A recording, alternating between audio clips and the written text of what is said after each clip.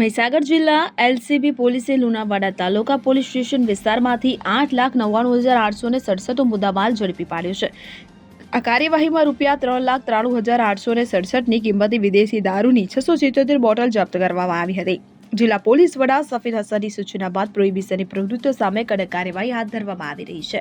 ત્યારે LCB PI M.K. ખાંટના માર્ગદર્શન હેઠળ સ્ટાફ દ્વારા જિલ્લામાં વિવિધ સ્થળોએ વોચ ગોઠવવામાં આવી હતી. હેડ કોન્સ્ટેબલ ધર્મેશભાઈને બાતમી મળી હતી કે એક સફેદ ડસ્ટર ગાડીમાં ભારતીય બનાવટનો વિદેશી દારૂનો જથ્થો મલેકપુર 4 રસ્તા થઈ લુણાવાડા તરફ જવાનો છે.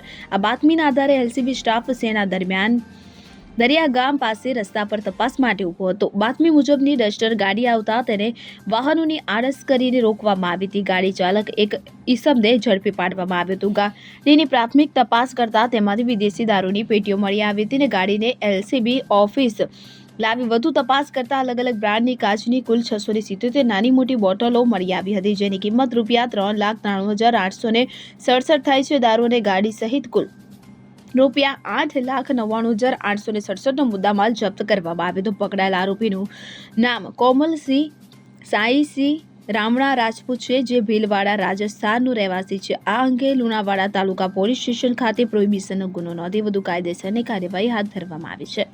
સંદીપ દિવાસડી સાથે CN24 ન્યૂઝ મહીસાગર. હવે જુઓ દેશ દુનિયાની તમામ ખબરો તમારી આંગળીના ટેરવે.